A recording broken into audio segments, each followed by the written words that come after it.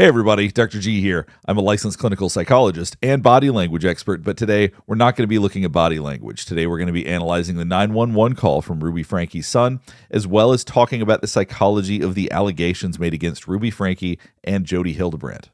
Before we get started, I do want to remind you to like and subscribe if you want to see more content just like this. All right, let's go. One thing I want to make very clear, I have never met Ruby Franke or Jodi Hildebrandt. I'm not making any allegations about them. I'm not claiming that what has been alleged against them is true. We'll find all of that out, but I am going to talk about what my experiences have been. I am going to talk about the type of person that, if in fact these allegations are true, the kind of person that would perpetrate those and why they would perpetrate those. Before we get started with the analysis, I'm going to give you a brief summary of my background experience that is relevant to this case. Before I was licensed, I worked for an organization that did evaluations for DFACS. In other words, the Department of Family and Child Services, otherwise known as Child Protective Services. There are a lot of different names for this, and each state's name varies a little bit, but you get the idea.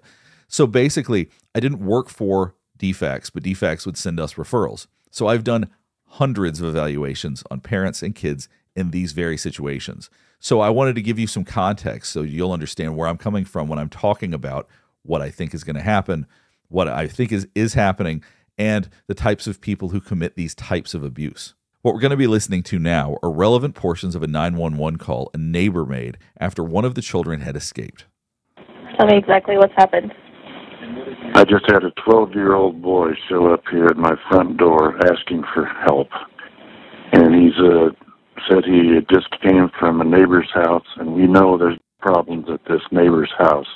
He's emaciated, he's got tape around his legs, he's hungry, and he's thirsty. Okay, emaciated, tape around his legs, hungry and thirsty. So of the many hundreds of cases that I was involved with, this stands out as exceptional by pretty much any standard. Okay. Is your door locked? No, I'm sitting outside with him on the front patio. Okay, cool. Which is advisable. You know, waiting outside with a child on the front patio, I think, is personally a very smart thing to do. He asked us to call the police. Now, the child asking him to call the police, I want to tell you about how unusual that is.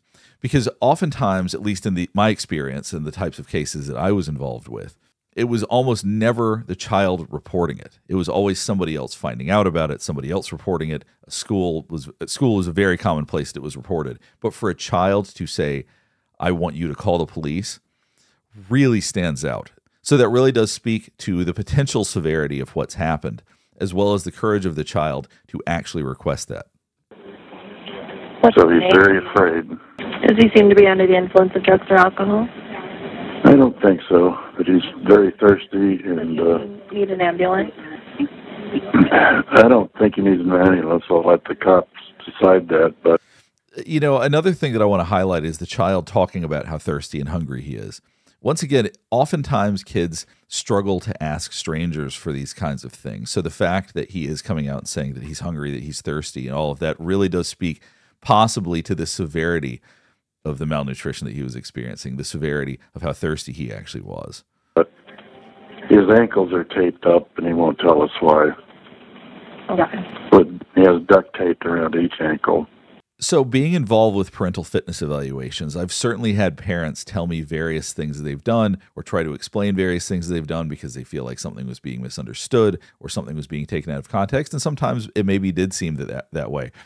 It's very hard to legitimize in any circumstance putting duct tape around a child's ankles. I cannot think of any reason, and certainly not my experience, can't think of any reason that somebody would say that and have a coherent reason for why they would do something like that.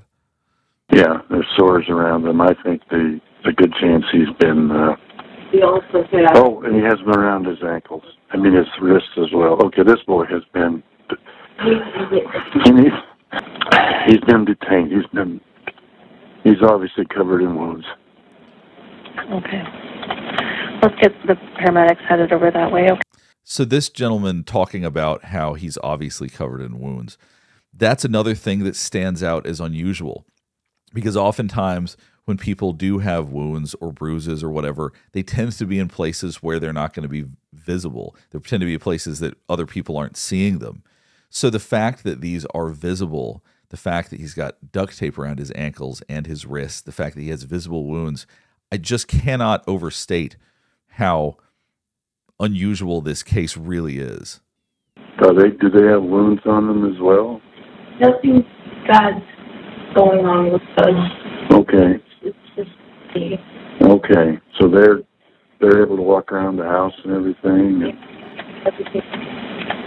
Well, okay. He says everything's fine with them. Grain of salt. And that also speaks to something that we're going to get to. So he's basically saying that the other kids in the house are fine, but there is relevance to that. Okay. He says what's happened to him is his fault.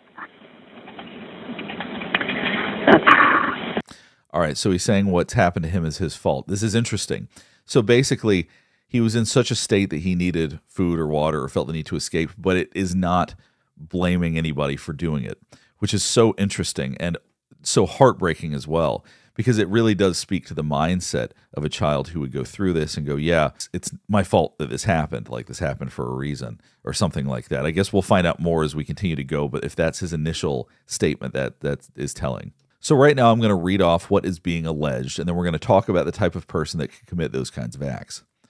It's being alleged that through a combination of physical injury or torture, starvation or malnutrition that jeopardizes life, and by causing severe emotional harm.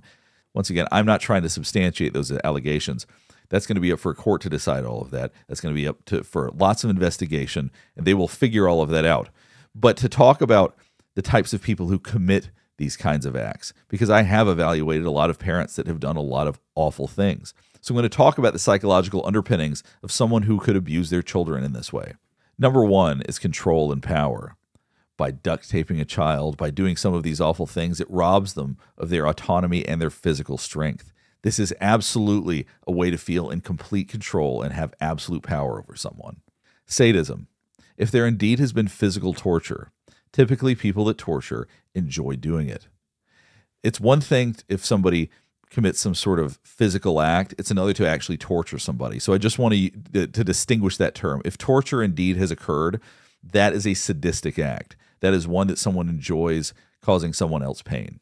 Dehumanization, duct taping somebody's wrists and ankles, not allowing someone to sleep in a bed or something like that.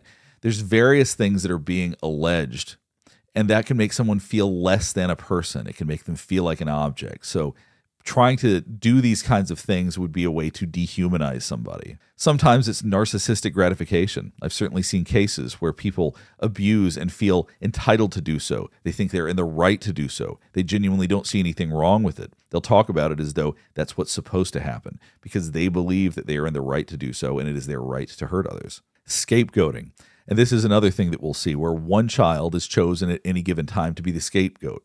They're the ones that all of the negative emotions are dumped into. They're the ones that are being punished at this time. And so when people are scapegoated, that is a very complex and awful way to psychologically abuse somebody. Manipulation and secrecy. This one's one that is almost universal for people that abuse. They try to manipulate, obviously. They try to manipulate situations so that they're not suspected of it, and they also do whatever they can to keep the abuse secret.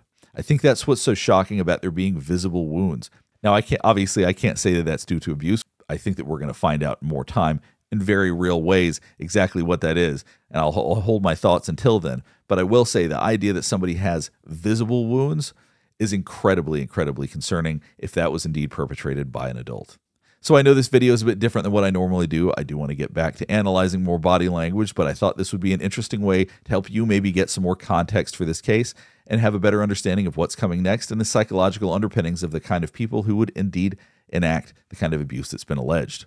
We do not know whether or not Ruby Franke or Jodi Hildebrandt is indeed guilty of what they've been accused of at this point, but I'm sure we will find out in time. Before we wrap up, I do want to remind you to like and subscribe if you want to see more content just like this. All right, thanks for watching.